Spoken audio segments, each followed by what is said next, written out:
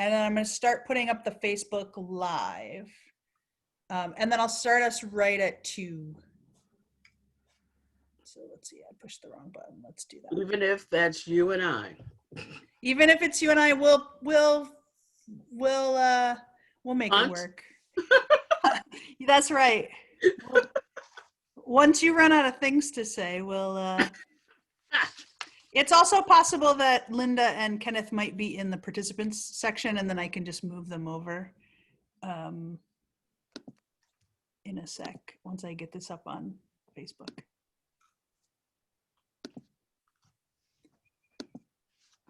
So for those who are gathering in the waiting room, we're going to start at 2 o'clock. I'll put myself on mute. Oh, I hear someone entering. That's a good sign.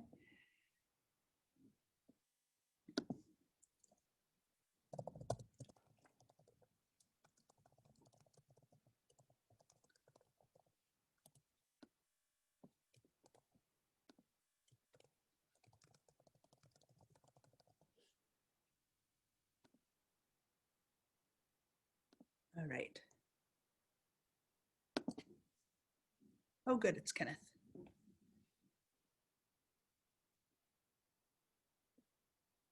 Hey, Kenneth. Good to see you. Hey, Megan. How you doing? I'm doing all right. We are, we'll start right at 2 o'clock. We're streaming right now on Facebook, and some folk have entered the Zoom space, so people can hear you even though we haven't officially started yet. Okay. Kenneth, remember me? Yep, I do. How are you? I'm doing good. How are you doing? Okay. That's good. Keeping busy? Yeah, I have to do that. Yeah.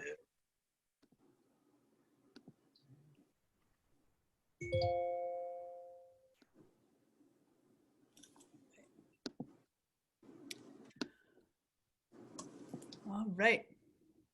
Welcome, everyone, to our town hall to minimize bias. We have a couple of panelists with us today, and hopefully the Reverend Dr. Linda Boston will be joining us in a moment or two. If you are joining us on Zoom, you will notice that we are in the webinar format, and that means that only the panelists who are speaking have video and voice at this time. The hope is to help us focus on the voices that we are listening to today, and also to try to decrease the possibility that people might interrupt our conversation. If you are interested in sharing any of the wisdom or resources that you have, you can do that in the chat section and put links in there. But if you'd like to lift up questions for our panelists, that we tend to open up to questions between 3 o'clock and 3:30 Pacific Standard Time, you can type those in the Q&A section. Or if you're watching us on Facebook, post them in the comments or using hashtag #LutheransListen. As we start our conversation today, it's always good to remember that the Holy Spirit is present in our technology, which means we might have some hiccups today. Our panelists are brave to be speaking in a world where comments and thoughts get recorded and archived. And so we give them the benefit of the doubt that they are speaking rightly and that God is with them in their comments and their thoughts. And we also give you permission to speak as yourself and not have to represent an entire community with all of your words and your wisdom as you are sharing with us. We begin today by asking our panelists to introduce themselves. If you could share your name and about your context. I'll invite the first person, and if you can invite the next person to go, that will give me a second to check if perhaps Pastor Linda's in the participant area. Does that sound good? Sounds good. Angela, would you introduce yourself first? Okay. Reverend Angela Brown, United Methodist pastor, a deacon actually, and a deacon in the United Methodist Church is what we call a person that holds ministry, joining and standing in the gap between the world and the church. And so I'm ordained. I cannot perform baptisms but I can perform other sacraments of the church. Currently, I'm assigned as the Minister of Community Engagement, Advocacy, and Justice for the 9 churches that are in the San Francisco community. And so that's currently my appointment. And so I'll invite Kenneth. Well, my name is Pastor Kenneth Hughes.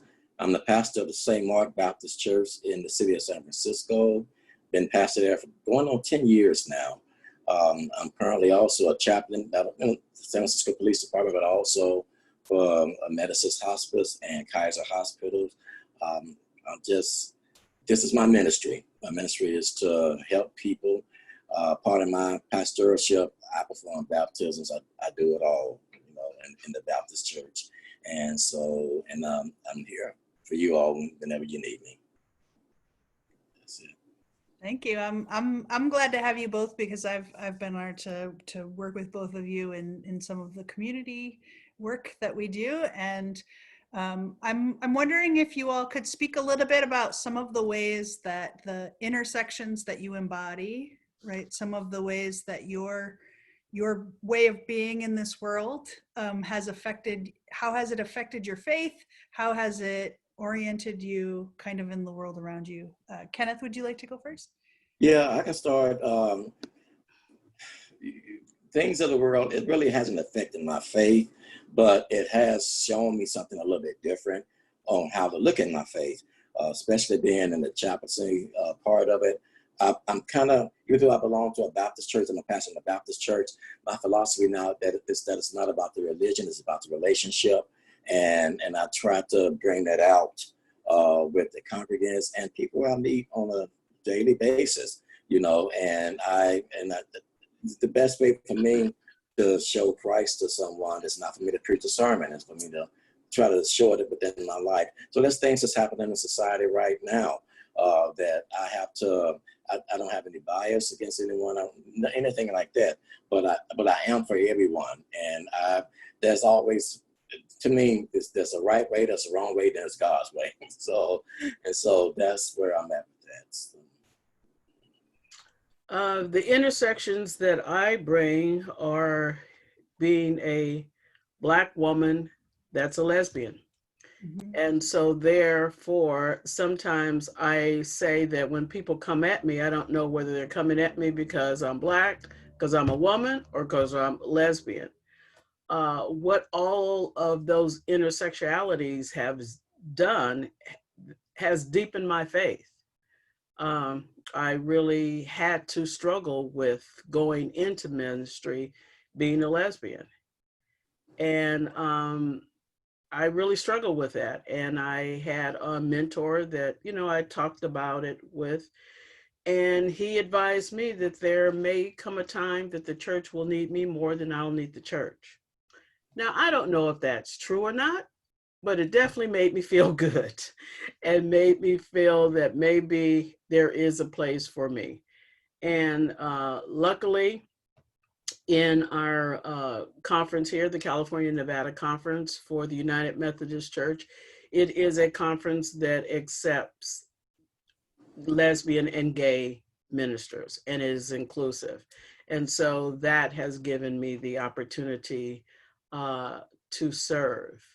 And so, sometimes people are surprised that, you can be, quote, a lesbian and a minister. I never have felt that my sexuality in any way caused there to be a conflict with my spirituality. I mean, it is who I am. It all informs who I am. And so, yeah, that's how I've dealt with it. And I've, of course, am open to everyone because how can I not be, So that's what I bring, the full openness of who I am. We had a question. Someone was wondering why it is that you can't perform baptisms. Baptisms and communion. It's just the order of the United Methodist Church where elders can perform all sacraments, including communion and baptisms, but deacons are not able to perform those. There is still some controversy about that. There are some deacons that, are opposed to that, especially when you have, quote, a lay person that may be serving in a church and they have the right to do communion and baptism. But here you have a deacon that is ordained, because I went to seminary, I went through the ordination process, but can't. So it's still an issue that is the Methodist Church is grappling with. Yeah, I think deacons in the Lutheran Church is similar, although some deacons get like special permission from the bishop to be able to do some of those sacraments during certain specific times. But right, and the same thing with us. Depending on your context, the bishop could give special permission for you to perform communion or baptisms. Yeah. hey, Pastor Linda, it's great to see you. We were just introducing ourselves, so it was perfect timing for you to pop in. Would you be willing to introduce yourself to everybody and let folk know a little bit about your context, or would you like an extra second to get settled? I think you're on mute. Hold on one sec.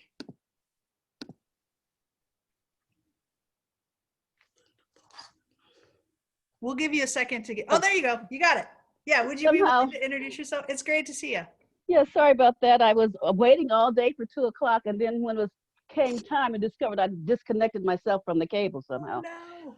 So I had to get help. Hi, my name is Linda Boston. I'm a pastor at Lutheran Church of the Master in Sacramento. I've been a pastor since 1992, whatever that is. And I got my master's in divinity at Pacific Lutheran Theological Seminary. I got a doctorate of ministry from United Theological Center in Dayton, Ohio. I was privileged to study under Jeremiah Wright, Parnell West, and Malife Asante. So I feel quite blessed and tutored in ministry. Thank you. It's lovely to have you. And we were just about to talk about if folk have an experience of bias that they have experienced that they feel like they would be willing to share with folk. Kenneth, would you want to go first?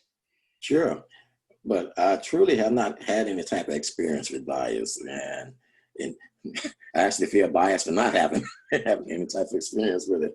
But and I believe I'm blessed for that. But I've seen other people that have had that experience. I've listened to Angela talk about being, it really has been a female preacher in the Baptist church back in the day. That was unheard of, and I would call, coming up in them days, you hear your pastor and an older pastor said, women ain't supposed to preach and things like this, and for a while, I ran with that. I thought that's how it was. And I recall when I first came to St. Mark, it was a woman preacher there.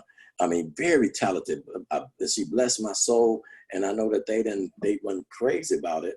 And I was in revival. I had to fly to Texas to do a revival. And so I was all set to do what they wanted me to do. They wanted to put out the pulpit. I was all set to do this. And my pastor called me and he told me, he said, boy, you better not do it. He said, if God places her there, who are you to put her out? And that totally changed my attitude about that particular bias, because who are we to say who God can use? God can use anybody. I don't have a heaven or hell to put anybody in. So who am I to determine who can preach God's word and who can't do this, who can't do that? So again, I haven't experienced any bias, but I can say, I can see where, I was about to be biased against some, and and I thank God it was cut off right at the top of it. So. About you, Angela? I can't say that I have suffered any overt bias. There, I'm sure, might have been some where I wasn't given a position or something and did not know why, but that was the reason why.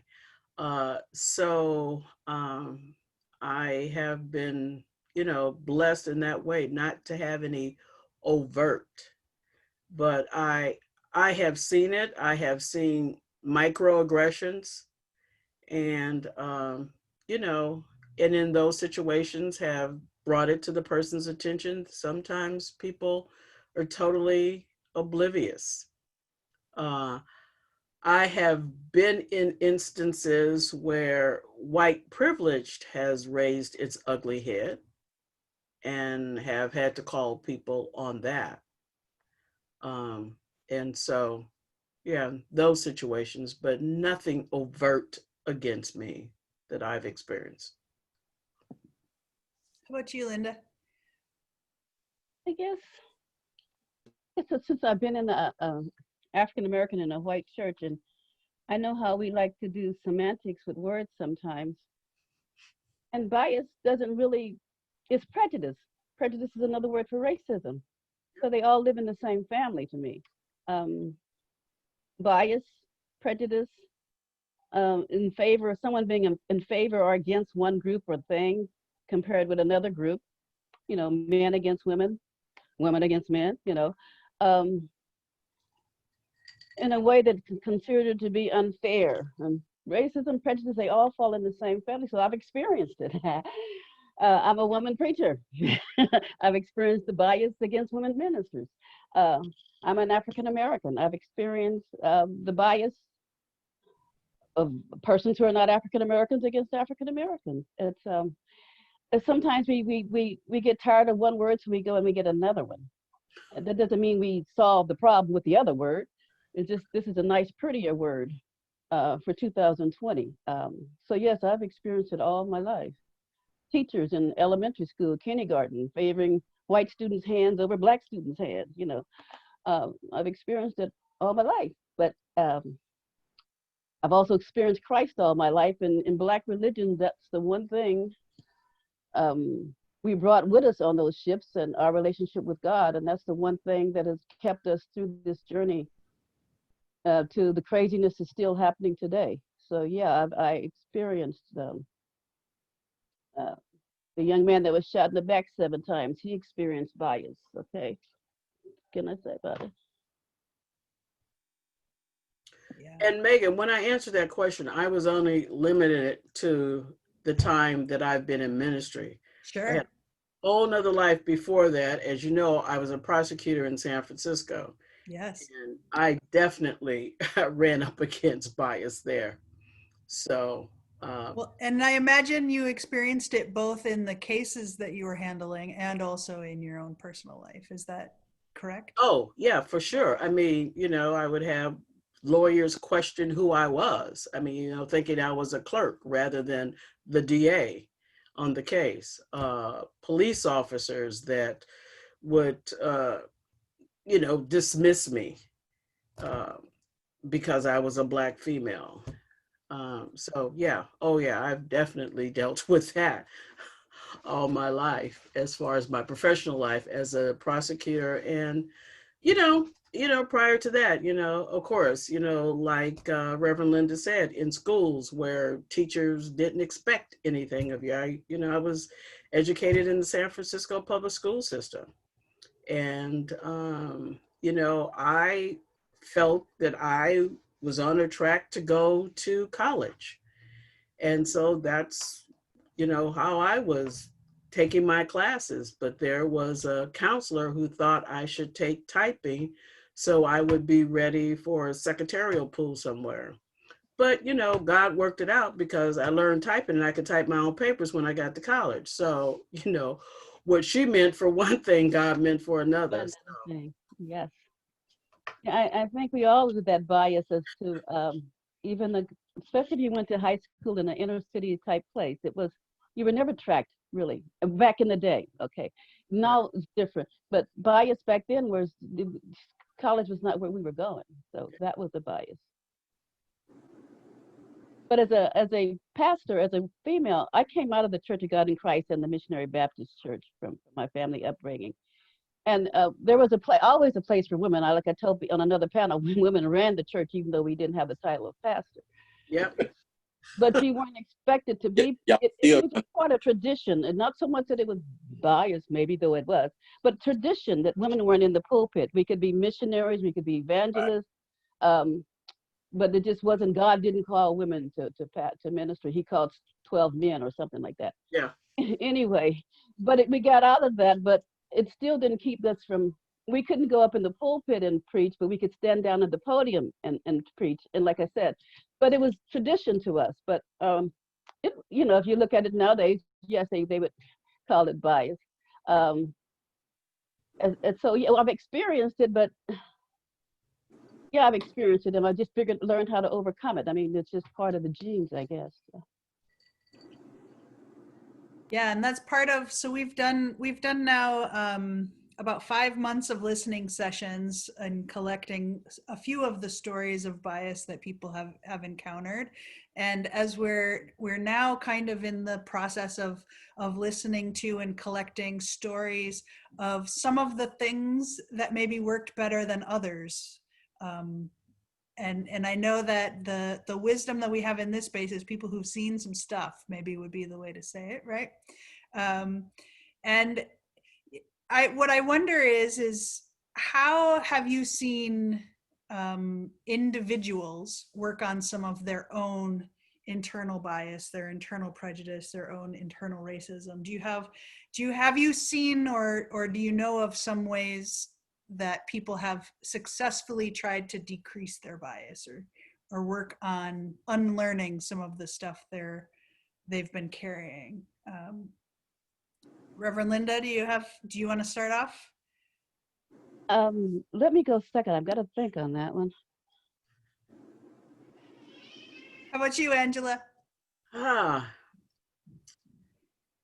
I've seen people in situations where, it might have been a panel discussion or a workshop where you kind of see the light goes off and they get it. And, that can kind of be unnerving because you have to think about all you've done in the past based on, this quote misunderstanding you've had of reality. And when you finally see it, it's like, wow, okay, now what do I do with this? And so I know for me, just recently, I just have felt that there's work that white people need to do. And in some of those spaces, white people need to be the ones leading that discussion. I just hate being in a position where, excuse the expression, putting my pain and pimping my pain on display for somebody else. And, and usually the only response you'll get, oh, I didn't know it was like that. But you don't get a real awakening of how they participated in that. And that's where white privilege comes in. And if you want to set some white folks off, you talk about white privilege. And that is like, it just sets them off. Well, I always work. No. The very fact of your skin color allows you more access to information, just everything, than I ever will. And so when they finally get that, then you can kind of begin to have real conversations and hopefully, make headway.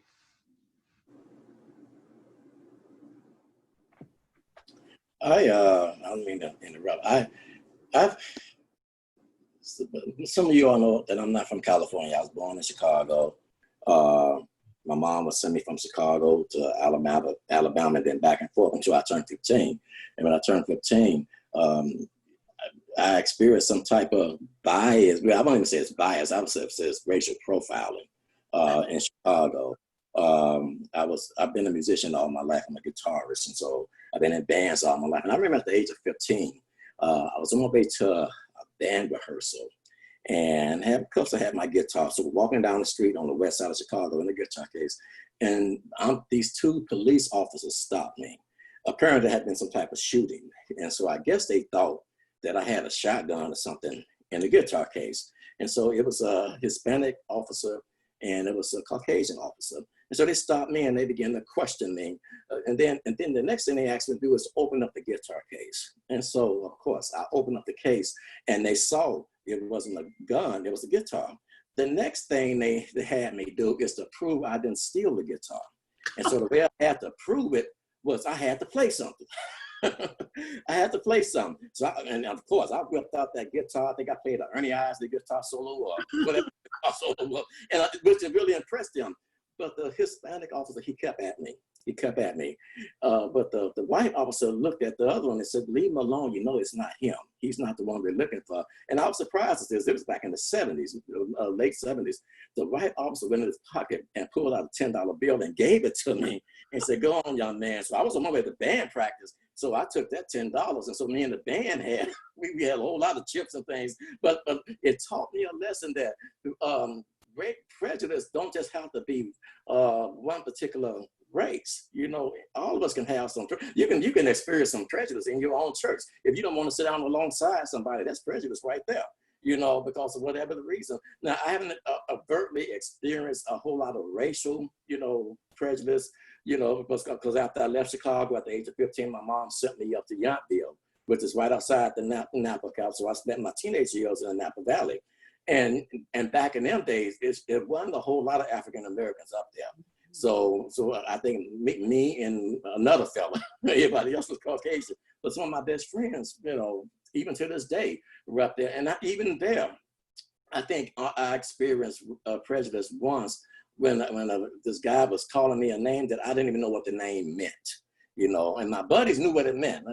I'm just gonna say it. The guy was way bigger than me.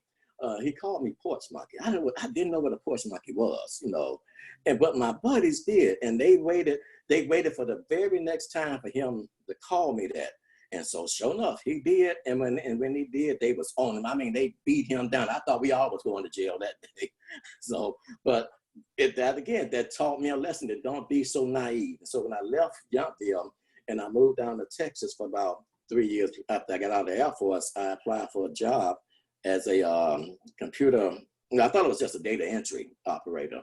I'm in the interview, and the guy interviewing me, and he started asking me all these questions about mainframe computers and this and that.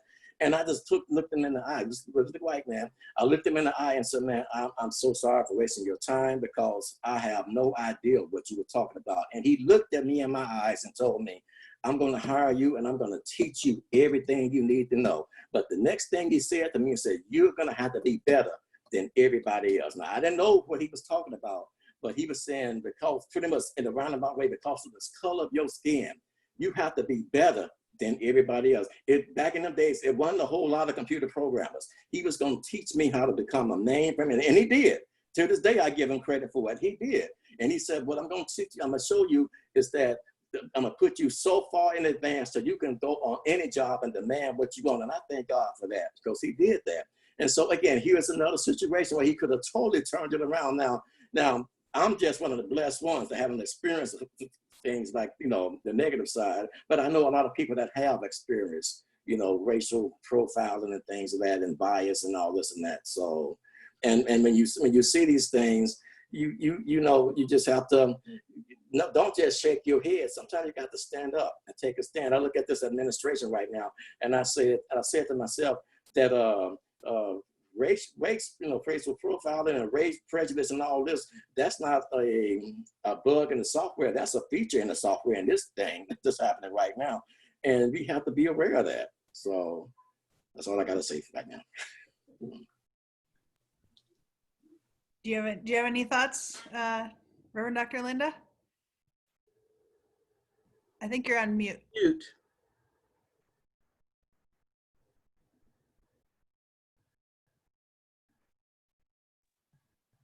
It's the new way, the new word And it's, if I could read a little bit from being a pastor, being in seminary, bias I saw all the time. Bias hit me in the face all the time, and people weren't really aware of it. I escaped PLTS in Berkeley to go to ITC in Atlanta, Georgia, because I got to that almost into that first year, and I said, I'm not going to. It's a 4-year program. I'm not going 2, 3, and 4. I'm done. And then someone told me, it's this place you're at. And if you could just get to another place that's more nurturing, you might change your mind. And at that time, the Lutheran Church entered with the Lutheran Theological Center in Atlanta, which was put at the ITC campus, the campus of Black seminaries. And so God intervenes in our life in the way that only God can. And so it came at the time when I was ready to pack my bag, leave seminary, and just forget the fact that I even thought I had a call. And I was able to get to Atlanta. And that's when I met Henry and Ella Mitchell and Jeremiah Wright, and taking some classes and being nurtured and nourished in an African-American context and environment, out of the racism, the bias of my system, because I put them together because theological thought was only supposed to have been sound and good if you could read the hermeneutics and the German text and take it from the prospect of understanding how Brueggemann, all of the great, what we call theologians would write, and they were all basically European, Northern European born and ancestry. And so we didn't really know anything about true religion as African Americans.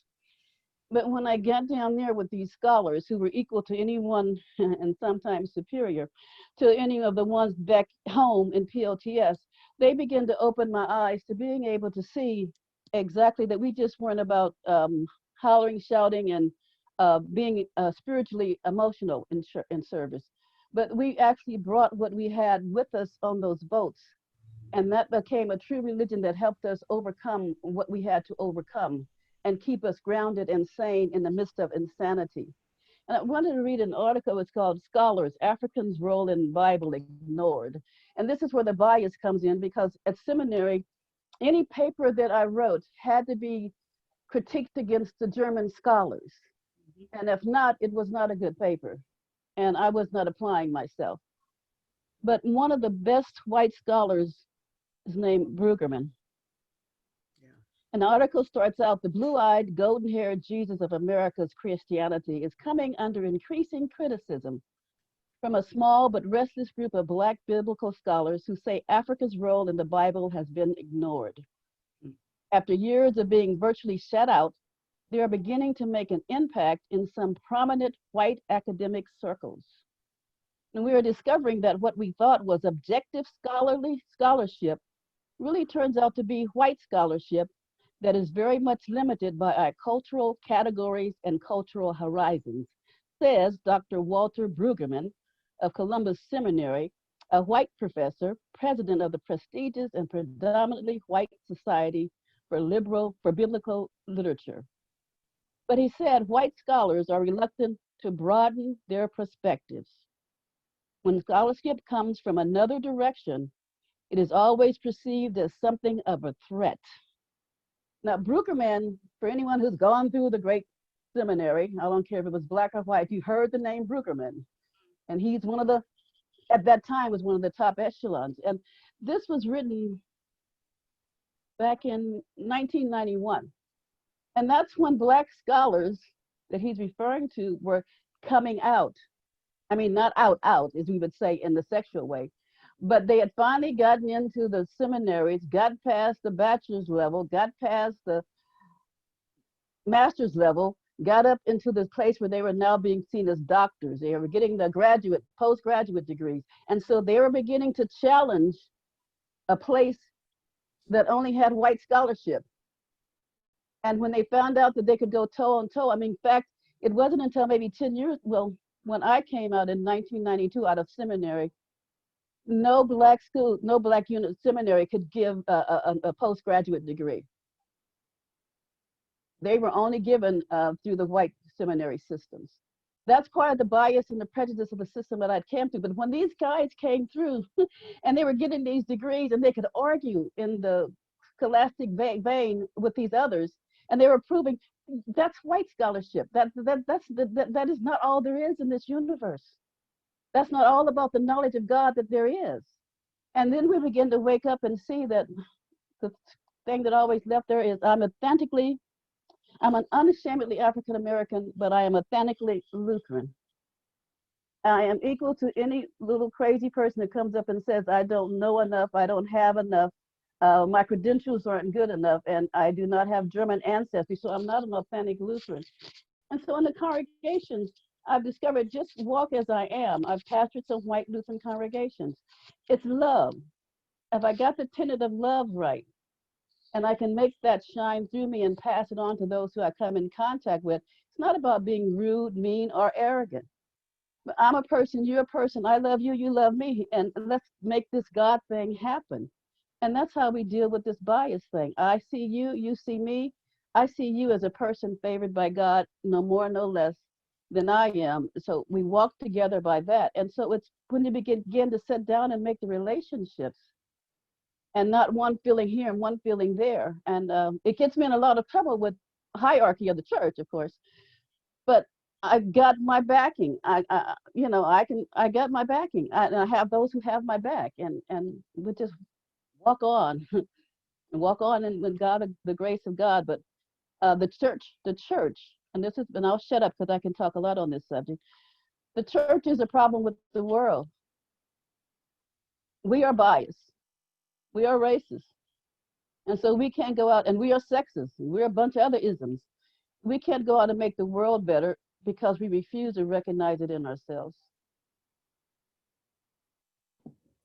Well, that leads me to White. the, no, go ahead. White until 1990, I think, something like that. That leads me to the next question, which is thinking about congregations or thinking about faith communities. Are there any things that you've seen faith communities do that has helped decrease bias or prejudice or racism, kind of communal actions that folk have undertaken that have been helpful? I've seen, even as a chaplain at the hospitals and things, I recall I was getting off from Kaiser. They was doing my CPE training. And I remember I got off, and this was when the virus had kind of just now really started hitting. And so I got off and I went outside, went downstairs to go to my car. And in the parking lot was this congregation, this Caucasian congregation, and they were all holding hands and they were all praying. And so I put my stuff in the car and I walked over to them. And of course they see my ID and all that. And they just grabbed my hand and they just welcomed me in. And then other people began to come, different races, they began to come.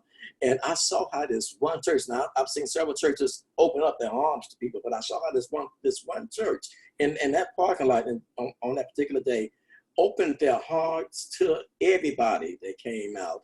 And then I said to myself, this is what it's all about. I think Dr. Martin Luther King said once that the most segregated time on Sunday morning is 11 o'clock Sunday morning service. And that's how we do. You know, we got the black church, we got the white church, we got the whatever church. But if you a Christian or you a believer, when you get to heaven, there ain't gonna be no black section and no white section and all this. We all going to, and so we better learn how to get it together down here, you know. So that's my sermon. So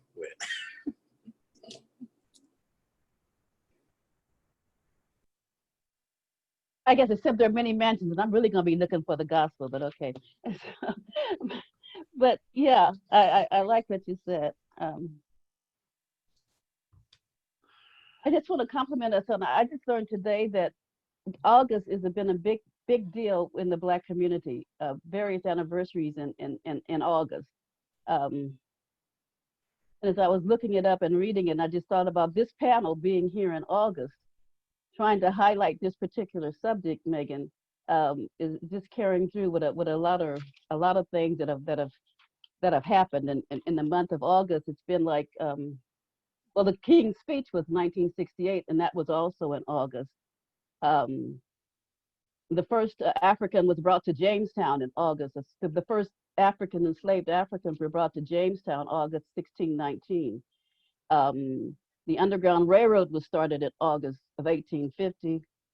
The slave rebellion was in August of 18, August 30th in 1800s. Nat Turner, August 21st, 1831, that was another rebellion. The Watts Rebellion of LA was in August of 1965. Marcus Garvey was born in August, in a month of August, and the lynching of Emmett Till was in August of 1955. That I Have a Dream speech was spoken also at that August rally in 1963. The Watts Rebellion was in August of 1965. Obama accepted the Democratic nomination in August of 2008. So there's a lot of good, wonderful things that have happened in August. So I just want to compliment you for looking in the future and putting this on your panel for August to help celebrate all of the contributions we have made for eliminating bias in this world, and the reasons why we have worked so hard to eliminate bias as we celebrate this month of August. And it's my both of my children are Black, and one of their birthdays is tomorrow. So I'm going to add that on the list of them being born in August. Yeah. All And right. August 6th. So just what did you, I guess I've just seen it just in people getting together, having pastored in Anglo congregations. Potlucks helped us get together. Lutherans, in the circle, the Jello modes. And so when we used to have potlucks, you didn't have, like in African American community, you always had the Thanksgiving feast, just about every potluck, okay? And so when I came into the our Lutheran tradition, you always had just a certain amount. You never brought enough till there'd be something left over. It was always a small amount, and we always had the Jellos and green Jello, red Jello, what have you. But when the African Americans began to come in, and we were able to get some, and what coffee hour was for them was always more than just a cookie and a cup of coffee. Mm-hmm. And so blending ourselves together, it became, at first it was like, oh, they always bring so much. Well, they always bring so little. But we began within the time, as we began to get more persons that were not just Anglo descent in the congregation, to talk about, well, let's tell them not to bring so much. Can we tell them to bring a little bit more? We began to work it out in the kitchen. And so we increased what we had, but we didn't overflow and have to take a bunch home. And so just getting to know each other, well, for us, this is how you celebrate. You don't run out and just get a cup of coffee, say hello, and run. You spend some time building the community. So we get to know each other and why we do, not just extravagant or wasteful or stingy, but understanding the reasons that we do things. And I remember another friend of mine, she was African American, and she had gotten to a white congregation too. And so she came in January, and it's February. So she asked the board of the Christian, okay, so what are we doing for Black History Month? And they just, huh? What? Okay. So now they do something every year for Black History Month. Okay. So it's about getting to know each other and understanding why and growing from there.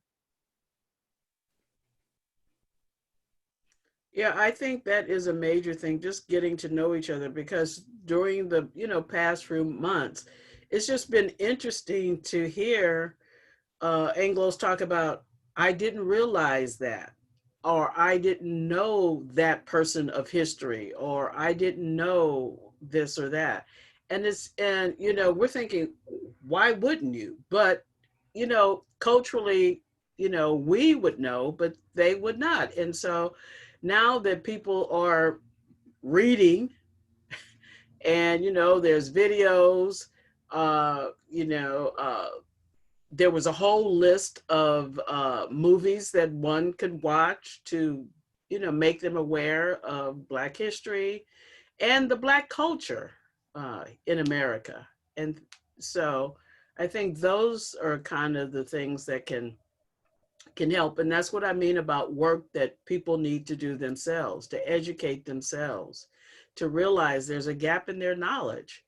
And when you think about it, do you socialize with Black people? You may have a good Black friend at work, but do you guys do anything on the weekend? Has he ever been over your house? Have you ever been over, their house? Just little things like that. Why does it stop 9 to 5, Monday through Friday? Yeah. I know there was a Indian professor, Native American professor, his last name is Tinker. And when the George Floyd stuff broke out, I mean, something breaks out every 2 years, so it's every year, every day, as far as we know in our community. But when the George Floyd thing became big, and everybody wanted to know, and they wanted to get concerned, Megan, and so a lot of our, like my Lutheran counterpart friends wanted a book list. The first thing is everybody wanted to put a book list. Tell me the book, and let me put this book list on your page, and so we were trying to get some Native American books, and so we asked Professor Tinker about it. And he said, "Don't do that for them." And not that he didn't want y'all to have it, but he said, "Don't let them use you to do their research. Yep. Let them go and find it. Let them go to the library. Use their little cell phones. That's your library you carry around with you now. Let them do the hard work of searching." And they don't. The library is full of stuff. This is a public library. It's still open. I mean, it's not open now, but it'll be back open soon. He said, "Don't let them use you to go and find a lot of books to which they're going to do a little research, and then they'll end up writing a book on what you helped them to write. Let them go do their own. And it's not out of love, but you're also appreciated more when you do the legwork. Let them do it." And like the pastor Angela was saying, how many friends do you have? Don't tell me to get you a book. Let's have a conversation. Yes. Okay. Let's me and you talk. You want to know something about black? Oh, let's talk. I know something about some black people. I'll ask my relatives if I don't know enough for you. But what about you and me just talking? Get to know me. Get to know somebody personally. Yeah, and it's a lot harder to check off a list getting to know a person, because that's a lifelong journey, right? Yep. Our To biases build a hit each relationship. other. Mhm. Black people have biases against white folks too. Yeah. So they will hit each other. But Mhm. then we can work through it and talk to, like, why are you so quiet? Why do you guys like such dull tasting, bland food? Our biases will hit each other. And then we Yeah. get to talk and understand, and become friends. And one of my best friends right now, I'll mention her name. Hi, Trudy, if you're listening. Trudy and I got to be this way just by talking and riding. Before Zoom, if you went to a meeting and it was 3 cities apart, you'd have to ride. So we carpooled a lot. And we got to know each other through talking. Yeah. Are there things, so now we've talked a little bit about congregations, and are there things that you have noticed that have worked across a system of faith, so across a denomination? I know when we spoke earlier, Pastor Angela, you said that that you might be willing to share some of the history of the Methodist Church and some of the efforts there. Is this might be a good time to share some of that if you're up for it? Yeah. Basically, the United Methodist Church hasn't had a good track record regarding race. I mean, we have, since we've been in the U.S., really mirrored what has been going on in the U.S. We split. We became, Methodist Episcopal North and South because of slavery. We had pastors that owned slaves. So, I mean, we had that. And then when we finally decided that we would come together, we have what I call Jim Crow Methodism. And by that, I mean, all of the African American churches were gathered together in one central, what we would call central jurisdictions. We have different jurisdictions, and those were based on geographics. But the central jurisdiction was strictly based on race. So all of the African American churches, no matter where they were in the US, was in this central jurisdiction, Jim Crow Methodism.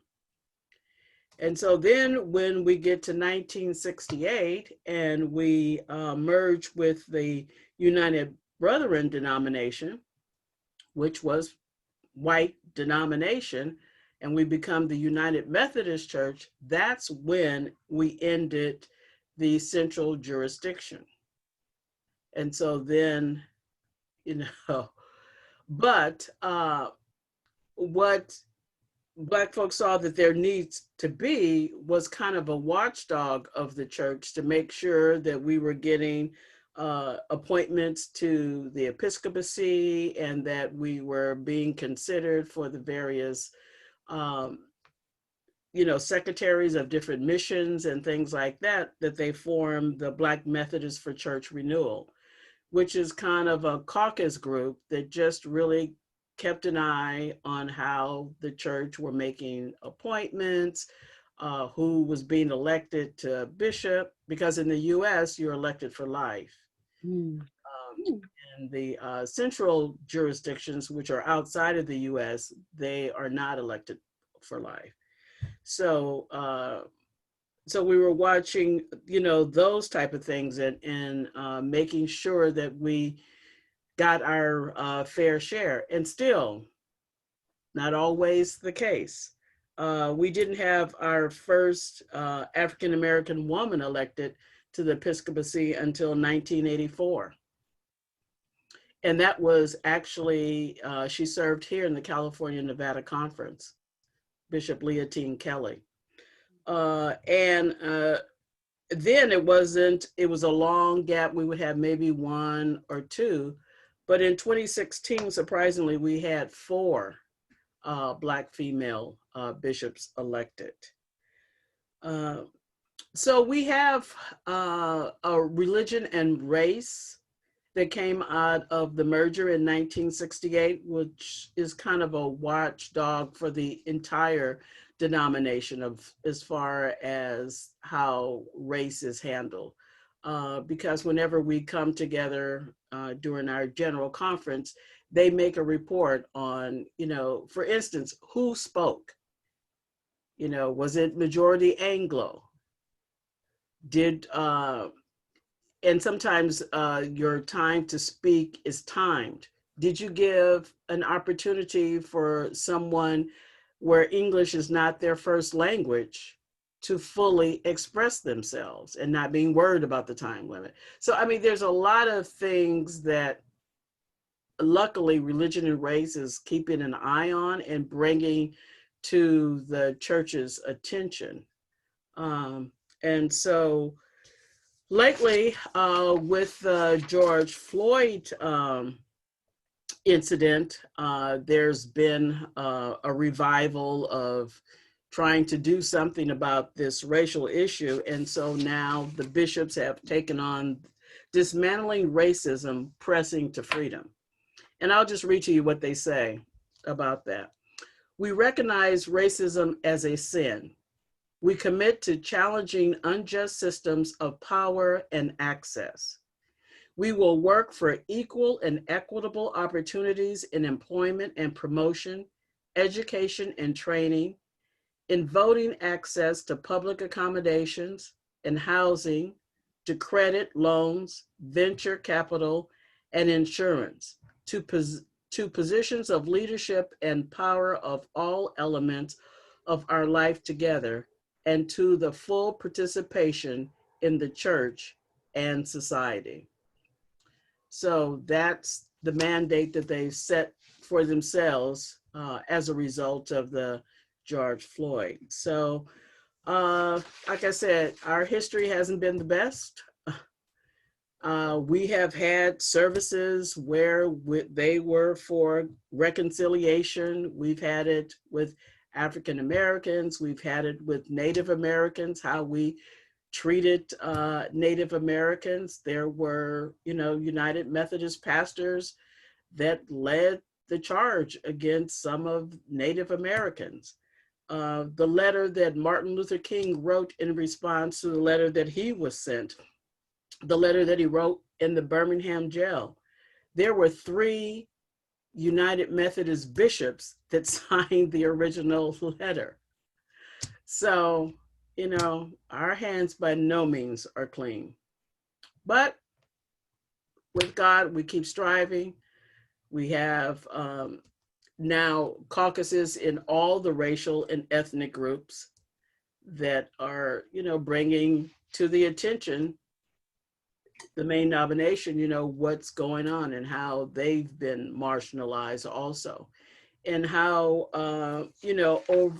regarding the LGBT issue, how the Africans were used because they have a tendency to have a more conservative theology. And so those in America that were including the LGBT, would garner the support of the Africans. So they would vote in their way because, we all felt that if this was strictly a US issue, it would have been resolved. But the fact that they were able to bring in the Africans and some of the Europeans that are more conservative, that is what has drawn out this whole argument and, may cause there to be yet another split of the United Methodist Church. So in a nutshell, that's been our history. Not one that one could be proud of, but it's human nature and it's just mirrored what was happening in America. And that's why, you wonder the church should be different. The church should be what, the culture is looking to for guidance, and it is not. Yeah. And that's, where, Christians fall short. I was going to say that long journey that the Methodists have been on and continue to trod maybe has led to some really wonderful resources. The United Methodist Church has some really amazing online courses that people can take to learn about how to be less biased. They can learn about all kinds of different stuff. I'll put a link up to some of those resources because particularly if you took the advice from earlier that white people should educate themselves, there's some online resources where you can go off and do that learning, right? Yeah. Yeah. Kenneth, you look like you wanted to add something. Well, I was just thinking about all of this. And I know we kind of put it religious, right? But just put it more as, I'm thinking more from a Christian standpoint, not necessarily a religious standpoint. Why is it that even back in the day that we feel that we're Christians, but we can have prejudice against somebody else? But yet we feel we can go praise the Lord. And I look at some of the older movies, some of the old, African-American movies to where you see the white congregation, they have in church, but the African-Americans up on top. They can't come down, but it's a segregation in the church. But from a Christian standpoint, how is it that we can say that we love the Lord, but we can treat our fellow man differently? It's something that's not connecting with that. And a lot of behavior is learned behavior. You take two babies, you take a white baby, you take a black baby. They don't know nothing about no prejudice with each other. They loving on each other. But these things are learned behavior, and they're learned behavior from other people. And that same learned behavior happens in the church. And it ain't just started happening. It's happened way, way back then. I look at what's happening now, with the Black Lives Matter. And I hear people say, all lives matter. Yeah, all lives do matter. But if Black lives don't matter, then all lives don't matter. You can't say all lives matter when Black lives don't matter, or any other race don't matter. And so and I look at all that, and I think back even to the 60s when they had the civil rights marches and all that. You didn't just see Black folks out there. You saw all type of nationalities out there, white people, Black people, and even today it's more prevalent today. Look at what's happening in the streets. You see white people out there as well as Black people trying to stand up for what's right. And I think once we learn to stand up for what's right, then we'll become colorblind. And I think that's where we need to go. And so from a Christian or a religious standpoint, you cannot properly preach the love of God when you having a segregated God in your mindset, and that's just where I'm at with that. So Megan, you kind of read my thoughts. So. You're Baptist, missionary Baptist? Yep, and that's segregation now, missionary Baptist. That's if you look at the Missionary Baptist Church, is predominantly a Black church. You have American Baptists, you got Southern Baptists, is predominantly a white church, you know. and one of the main things I tell people is that you get all these denominations because somebody done got pissed off at somebody else and started their own denomination. So yeah, but yeah, it's missionary Baptist. That's what a church I pastor. But like I said at the very beginning, to me, I'm getting out of the religious thing and it's more about the relationship. So I'm not preaching religion, I'm preaching relationship with Christ. That's the reason why I'd asked the question, if you don't mind me asking a question, Megan. I come out of the missionary from Little Clarendon, Arkansas, where my grandparents were, where I was born. Missionary Baptist is what we were. Have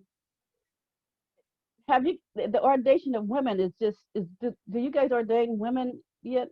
I'm gonna tell you a personal story. What happened when I first came to the church I'm pastoring right now? I told you all about the lady that was there. Well, she came to me, and she had been, you know, she won't, and she will deserve to be ordained. Now, I ordain women, you know, I have no problem with it, you know.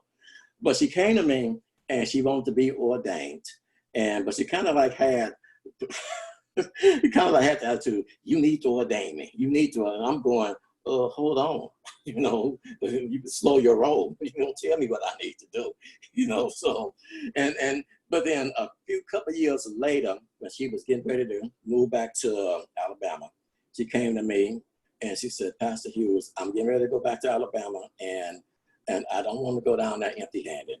Would you please ordain me so I can at least go down there and I have my papers? And now I'm knowing the church I'm at. I'm knowing how they feel about this. So what I did is I said, don't worry about it. I'm going to get you ordained. Don't you worry about this. And I see the Bible tells us to be as wise as serpents, but as harmless as doves. So I always have ways around things. So what I did, I contacted a Church of God in Christ pastor that owed me a favor. And I said, man, I need you to do this for me. I said, I need you to let me use your church to ordain this lady because I want her to have a paper. And he said, oh man, come on. I get you a panel and everything. And that's just what happened. We ordained her at his church. Now, at my church, I have a minister, she's one of the ministers, and I'm going to ordain her. So, and the church can think what they want to think. I'm the pastor of the church. They can think what they want to think. So, but I think it's just wrong for us to not, you know, we spend all this time trying to ordain a man preacher, and we'll listen to a man preacher that's doing some of everything. But a godly woman preacher, you know, that's just trying to live a godly life. We won't honor her or ordain her, and she's trying to live right. But we being all type of rascals, you know. So now, as far as back to your question, the Baptist church, missionary Baptist church, you don't see a whole lot of women ordinations in that congregation, but you will see it with me. So yeah. I'm just thinking like Claudette Copeland and people like that who've come out of that tradition, but they basically had to go away and do like their own type of churches, and Right. some men churches. Right. So I was just, it's still a lot that we have to go, a lot farther than we have to go. That Right. part of my Black side is getting women in there. That part of my Lutheran side is getting Blacks in here. So I mean, getting people of color in here. So it's a lot that everybody still has a long way to go. Well, we had a sort of question lifted up that I think Linda might be just an opportunity for you to talk for a second or two. Someone from Facebook would like us to talk a little bit about how the ELCA was ranked as the whitest church in the United States.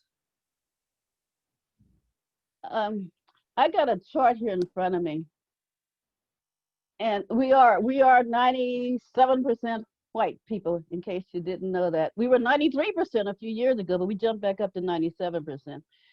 But the Lutheran Church in 1818 to 1963, the ALC, we keep joining ourselves together. We've been Norwegian Lutherans, we've been Augustania, we've been German Lutherans, and so it's been Germans coming together since the 1800s. And finally, we got all of us, all of the Northern European Lutherans together, and we called it the American Lutheran Church, the Lutheran Church of America, and now we're calling it the Evangelical Lutheran Church. They finally all kept getting smaller until we had to come together. But in that coming together, we brought we brought some persons of color along with us, mostly African Americans. Not quite, the Latino number has grown up in the last 5-10 years. The Asian number is coming up. But all that also came out of the fact that, I got to read another piece of paper to you, Megan. At the end of the Civil War, Black people have always been ecumenical audience out there in America. When we were brought here as chattel slavery, whatever our master was, we were. So if they were Baptists, the enslaved Africans were Baptists. If they were Catholic, the enslaved Africans were Catholic. If they were Methodist, the enslaved Africans were Methodist. So so we became ecumenical. When we got sold from one plantation to another, whatever that new master was, we were, but we didn't forget about our relatives that we left behind. And so just like Anglos, white folks have a problem with this interdenominational stuff. You know, Lutherans will be Lutherans, Methodists will be Methodists, Episcopalians will be Episcopalians. And so they got these creeds and theology things that this is the way we think, this is the way you think. We didn't buy into that. So we've been ecumenical all of our life here in America, let's say. And but when freedom came in 1866, the question became, now what do we do with these people? For in the Lutheran Church, at the end of the Civil War, two approaches were made to the question of freedmen. One was to continue the old system just as though nothing had changed. We'll just keep them subjugated somehow in the little shanty places that they built. And the other was to urge the now free Negroes to form congregations of their own. The second approach was taken and became the basis of the resolution of the Tennessee Senate back in 1889. The resolution was taken that we would let them become, the new free Negroes would have to form congregations of their own. Well, of course, they didn't have any money or any buildings, and so they were just, you know, whatever they come up with, let them come up with it, but we don't want to have to deal with them anymore. We don't have to pay for their keep anymore. So they wrote a resolution, and it says, whereas the colored people among us no longer sustain the same relation to the whites that they did formerly, and change has transferred the individual obligations and responsibilities of their owners to the church, and we no longer have to do this, whereas some of them formerly members of our congregations and still memberships in them, but of the plainly marked distinctions which God has made between us and them, giving them different, it is felt by us and them that they ought to be in places of worship and separate ecclesiastical organizations so that everyone could worship God with the least possible embarrassment.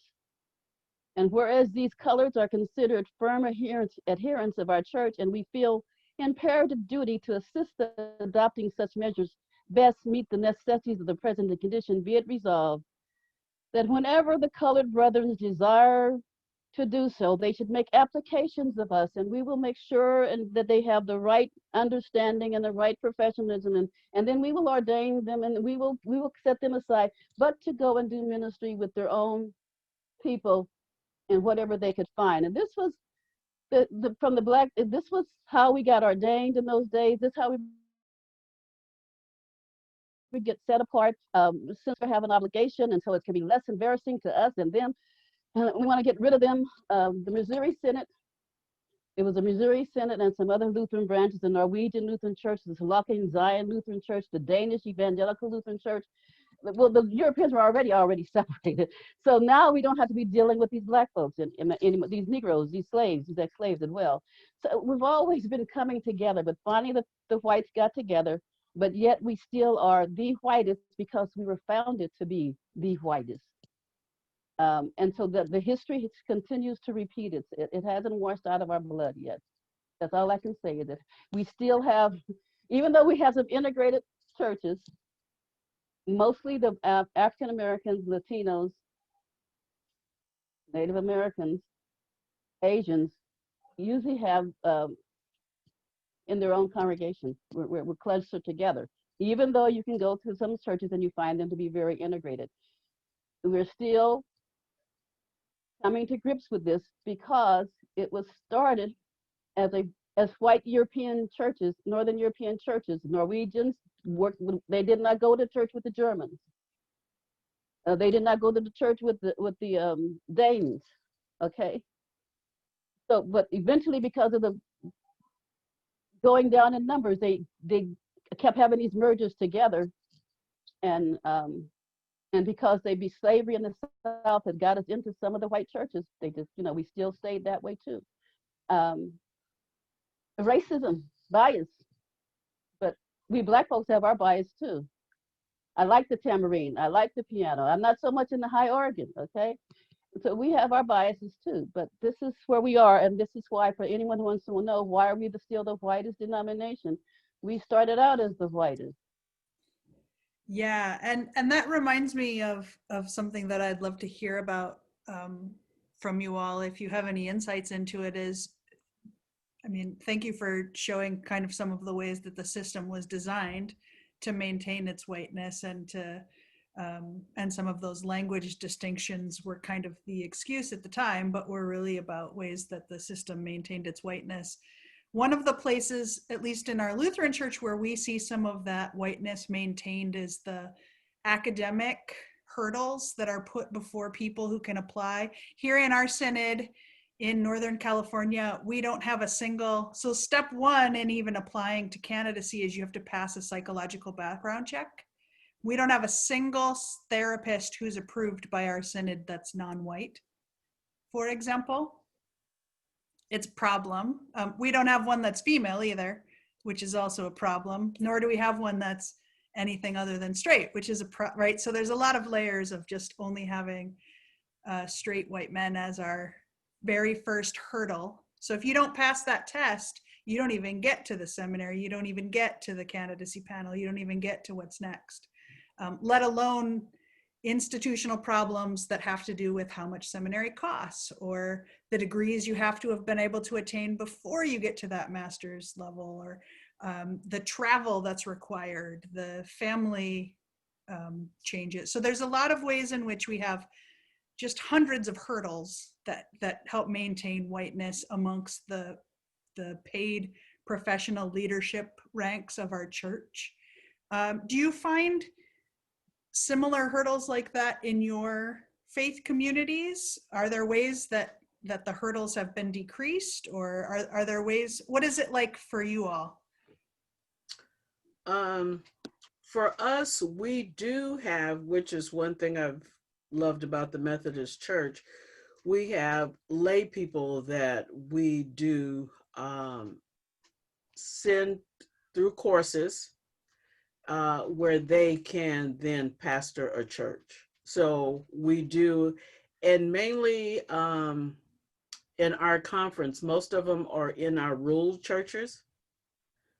California, Nevada covers a large geographical area. Our density is in our urban settings.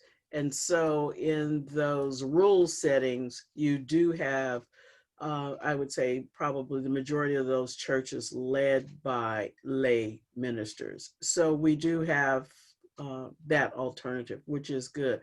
But it was funny when you mentioned the psychological, yeah, the person that does ours is a white male. I just, yes. Well, and they use, there's a long history of testing white people in psychological ways in the general public, but only testing people of color or LGBTQ people in prison settings. So the tests tend to be skewed towards a white audience. Definitely, because how they're doing them. Remember when I did my psychological, and I noted this because I wanted to talk to him, because you have a point where you take the exam and then you come and talk to the psychologist. And there was a lot of questions about fathers and growing up with your father in the home. I did not grow up with my father. And I had no way of honestly answering those questions. And the way they were phrased assumed that there was a father in the home. And I brought that up to him. I said, this is totally biased. But that was that was the test. And so I did the best I could with it, but I noted it so I could explain if there was, if my scores were skewed in some way. You know, in the Baptist church, well, Missionary Baptist Church, there's something that maybe we should have something similar to it, because the way the Baptist church select pastors is they vote on the pastor. The pastor can come in and say he got all. I'm glad that now we're doing background checks, but but the pastor come in and say, and they look at it how well a pastor can preach, how well a pastor can hoop and holler. I can hoop and holler with the best of them, but that don't mean I can pastor a church, So they look at that, how well a pastor can preach, and then they look at what's on the resume. But anybody can fake a resume, and they look at all these things. But the Baptist church doesn't have bishops. We don't have. It's almost like you don't have anyone to. Once it's the pastor, then there's no other. Now they do have moderators, but you have to be part of. That's if your church belongs to a particular organization and have a moderator. But typically in the Baptist church, the pastor, that's it. But I'm sitting there listening. Maybe there should be some type of, psychological evaluation, on some of these preachers. I before I became the pastor of St. Mark, I was the assistant pastor of Macedonia Baptist Church in Richmond. And so I recall we needed a musician. And so I went out and got this one musician. Now, remember, this is a predominantly Black church. And the musician I got was a white musician. So, of course, I bring him to the church, and everybody looking at him all crazy because they thought I done lost my mind. But when he played, they knew. They knew I had the right one. So when I became pastor of St. Mark, exact same thing. I went and got the same guy, and the same thing took place. And I'm going to show you how the bias, how even we as Black people, Black church, can have our own racial prejudice against other people. He came in, and again, before he even got on the organ, everybody looking at him crazy. But the minute he got on that organ at that choir rehearsal, they knew he played more African American than some of the other ones were, and they fell in love with him. And then I noticed that because my church is right in the mission district, even on Sunday morning, everybody comes in. Now he's no longer there, but everybody would come in. Once the church was open before the virus, everybody, I would have all different type of people come into St.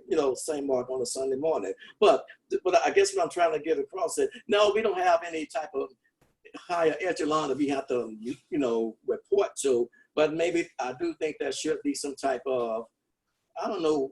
I shouldn't say weeding out type thing, but there should be some type of qualification besides based on what you say you are. It should be able to be approved. You should be able to show.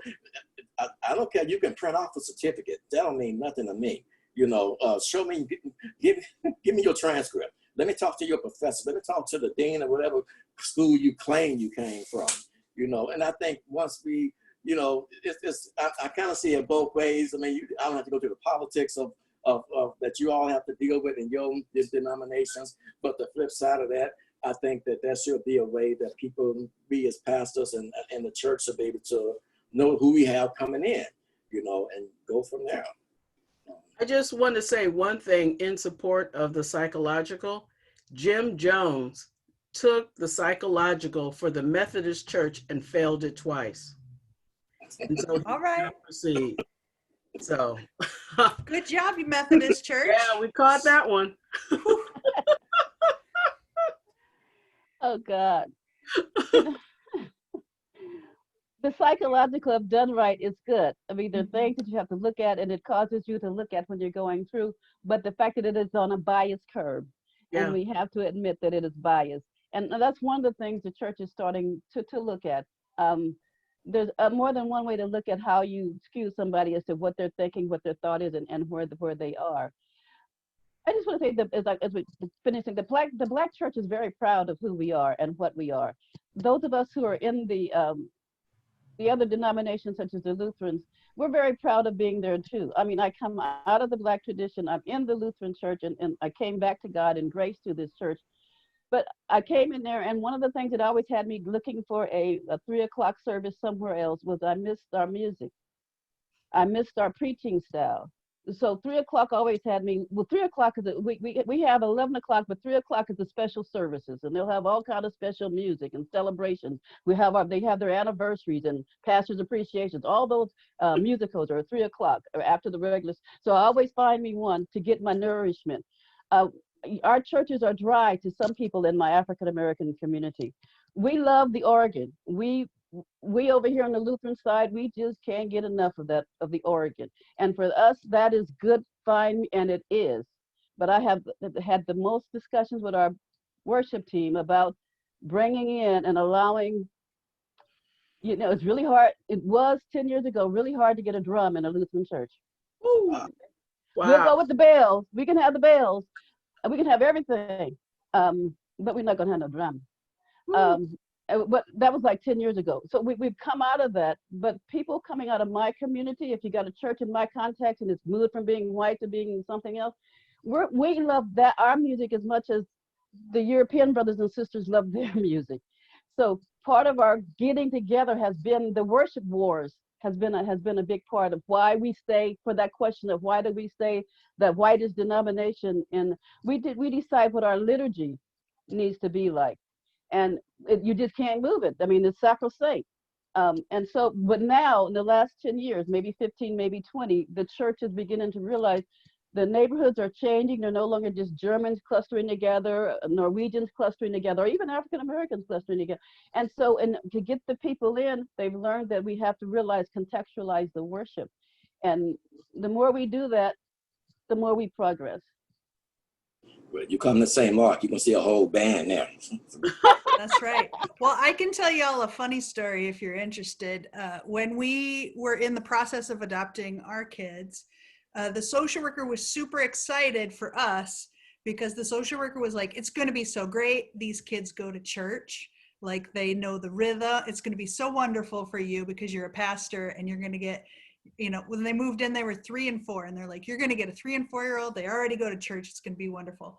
Well, they were going to black church with lots of drums where it didn't matter how loud you were because the person they were living with was the drummer. So they would hang out next to the drum and they could be as loud as they wanted in church. So can you imagine what happened after I had bragged to the whole council? Oh, our church, these kids are coming. They go to church all the time. Don't you worry. But they were coming to quiet church, right? Primarily white people church, where shushing each other is what you do during the service, and there's no drum, right? And so the transition for them was like, what do you mean we have to shush all? Like, what? Like, they literally asked me, like, after church, like, when's the service going to start? Because there had like been no cacophony. Right? That's what they were used to. They were used to dancing and to be able to do all this movement. And so it's been, pray for my kids that they've had to change their worship style. But for me, it was a very interesting thing to observe the differences of someone just saying, it's going to be great. They go to church. One thing I remember, the Lutherans do try to do some ecumenical things. And Booth has a church at Moss has, his son is teaching Jeremiah Wright Church in Chicago. I think Booth or Moss is the last name. But then we have a seminary. Who? It's Moss, Otis Moss III. He's at Trinity in Chicago. Right. His dad has a church, and his church is somewhere where our seminary is in the middle of the country. Okay. I forget where our seminary is, but we had a program where we have a club coming together, and where you study and you learn music and you do these little pastor getting togethers. And so his church, Moss's church, their choir was going to sing, and our seminary choir was going to sing. Most of the seminary students were white. And so they did a wonderful job of Swing Low, Sweet. They practiced that. They were going to ace it, and they did. Otis Moss's choir came back with A Mighty Fortress Is Our God. Woo! And they aced that German style, okay? So when we get together, when we understand each other and we really begin to put down our guard, and the swing low was done in African American tradition style. They really tried to rock that song, and they did it. But Moss's choir, that was all I think it's Missionary Baptist, I'm not sure. But they came back with a mighty fortress with Is Our God, and you would have thought it was a German choir with all of the organs and all of the everything going along with it. When we get together and we're just trying to be together, we can do some wonderful stuff together. Yeah. I've seen some white choirs that would just blow you out the water. I'm telling you. I mean, you would think they got more soul than James Brown had. So. Well, And the same thing with other cultures too. I've seen it with the Japanese. They have all the intonations. I've seen it with the Koreans. Yeah. Well, as we kind of like round out our time as we get closer to 3:30, I wonder if each of you would be willing to share a story from scripture, or if there's something that's giving you hope in these times, because it's been a crazy week. I don't know. There's more than one tropical storm at a time. The RNC convention happened. Like August, yes, has been a doozy, but just this week alone with all these wildfires and everything that's going on, what's giving y'all hope right now? You got anything, Kenneth? Well, I mean, one thing that comes to mind is the scripture that talks about weeping endure for the night, but joy comes in the morning. We're in nighttime right now, you know, and sometimes nighttime can be very, very dark, and we're in some dark times right now, especially when you see African Americans being shot down, you know, by law enforcement. And then on top of that, you see a young, you know, Caucasian man with a shotgun, whatever type of weapon he had, clearly shot these people and just walked right past, you know, and the police, and they just don't even question him. We're in some dark times. We're in some weeping times, but joy is coming. And so I just believe God is in control of all this. I think things that's happening right now has to happen. It's no surprise to God, even with the fires and the virus, these things have to happen, but I just believe God is in control of it. And it's how we see it. You know, we have to, you know, really trust God for all of this, you know. Now, again, I said earlier, the Bible tells us to be wise as serpents, but harmless as dove. I can be a Christian, but that don't mean I'm just gonna lay down for everything. You know, I think as Christians, we shouldn't be laying down. We should be standing up, and that's so that's joy. That joyful days is coming, but it ain't got here yet, and it may be decades before it get here, but at least we know it's on the way. Yeah, I find myself now being a prisoner of hope, because that's truly what I'm leaning on to get through this. And so the sermon that comes to mind for me is in Jeremiah 29:11. For I know the plans I have for you, declares the Lord, plans for welfare and not for evil, to give you a future with hope. Amen. That's been one of mine since starting ministry. Mine, I guess, comes with that peace be still. He's in the boat. Yep. The storm is going to rage. May toss this boat over. He's in the boat. Peace be still. I mean, that's just my hope for the people to remember. I guess part of my Lutheran and my African American tradition, Luther was grounded in the word sower, my African American part. The word of God is what's going to sustain us. And it always tells us, as dark as before the dawn, this too shall pass. God is always there. He's got us. And if he doesn't, he carries us home. Okay? Heaven is still my home. But don't worry, folks. The world is still in God's hand. He's in the boat. The winds and the waves are just tossing us all around. Make sure he's in the boat. Just make sure he's in the boat. And what always gives me hope is a birth of a child, because I always say that's a sign that God is not finished with us yet. Amen.